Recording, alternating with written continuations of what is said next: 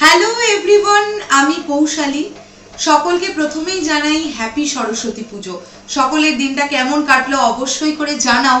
এবং আজকে প্রথমবার আমি কোনো একটা সিনেমার রিভিউ করব, এবং কোন সিনেমার রিভিউ করব যেটা আমি এক্ষুনি দেখে এসে রিভিউটা করছি সেটা হলো ডিকশনারি। আমি সিনেমাটা আমার বেশ ভালো লেগেছে, এবং সিনেমাটার সবচেয়ে বড় কথা হচ্ছে আমার সিনেমাটা থটটা ভীষণ ভালো লেগেছে। কি আমরা ডিকশনারিতে বিভিন্ন ওয়ার্ডের মানে যে বিভিন্ন রকম হয়, এবং কোনো একটি ওয়ার্ড হয়তো শুনতে একরকম লাগে কিন্তু দুটোর মানে আলাদা, এটা বেসিক্যালি বোঝানো হয়েছে এই সিনেমাটাতে। এখানে আমরা দেখতে পাচ্ছি আবির চ্যাটার্জি এবং নুসরাত জাহান দুজনে স্বামী স্ত্রীর অভিনয় করেছেন। গল্প দুটোই একটু ছোট ছোট করে বলি।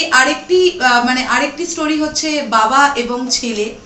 মুশারফ করিম অসাধারণ অভিনয়, মানে কিছু বলার নেই।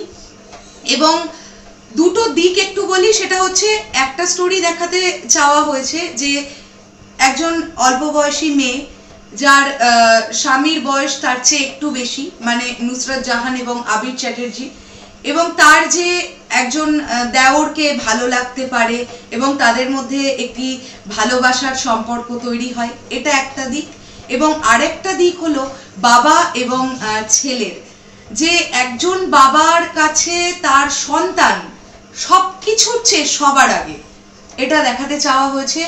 আমার ভীষণ ভালো লেগেছে সিনেমাটা।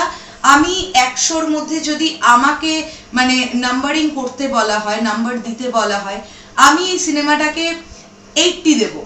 কেননা অভিনয় প্রত্যেকের ভালো লেগেছে। কিন্তু আমি একটা কথা বলতে চাই যে গল্পটা তো দুটো দিক দেখানো হয়েছে। আবির চ্যাটার্জি এবং নুসরাত জাহানের গল্পটা এই লেভেলে থাকলে মুশারফ করিমের স্টোরিটা এই লেভেলে ছিল। তো আমার মনে হয়েছে এটা যদি দুটো ইকুয়ালি দেখানো হতো অনেক অনেক ভালো লাগতো। কিন্তু ওভারঅল ফাটাফাটি সিনেমা, এবং সবচেয়ে বড় কথা এটা ফ্যামিলির প্রত্যেকজন মেম্বারকে নিয়ে দেখার মতন একটি সিনেমা। আমার ভীষণ ভালো লেগেছে। তোমরা কারা কারা ডিকশনারি দেখেছো অবশ্যই কমেন্ট বক্সে জানাও, আমি ওয়েট করছি। এবং তোমাদের কেমন লেগেছে সেটাও জানাও। এবং যারা দেখোনি আমি সকলকে রিকোয়েস্ট করব যে তোমরা ডিকশনারি দেখো। ডিকশনারি বেশ বেশ ভালো সিনেমা হয়েছে, প্রত্যেকের অভিনয় ভালো, কারোর থেকে কেউ কম নয়। আর মুশারফ করিম তো কোনো কথাই হবে না, জাস্ট কোনো কথা হবে না। আমি আর বেশি কিছু বলবো না, আমি ফার্স্ট টাইম রিভিউ করলাম, আমি জানি না তোমাদের কেমন লাগবে। তবে আবারও একটাই কথা বলছি যে মুশারফ করিমের গল্পটাকে আরেকটু বড় করে দেখানো যেত। একটা 70% হয়ে গেছে আর একটা 30% রয়ে গেছে, এরকম একটা ব্যাপার হয়েছে। তাই এটাই আমার বলার। আর ওভারঅল আমার ভীষণ ভালো লেগেছে। সকলে মিলে ডিকশনারি দেখো। আর আমরা কিন্তু 100K একদম দোরগোড়ায়।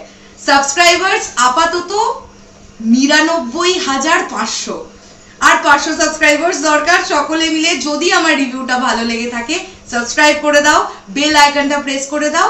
আর যদি রিভিউটা ভালো লাগে আমি পরবর্তীকালে আরো কোনো সিনেমার রিভিউ করব, এটা আশা রাখলাম। সকলে অবশ্যই কমেন্ট বক্সে জানাও কে কে ডিকশনারি দেখেছো এবং সরস্বতী পুজো সকলের কেমন কাটলো।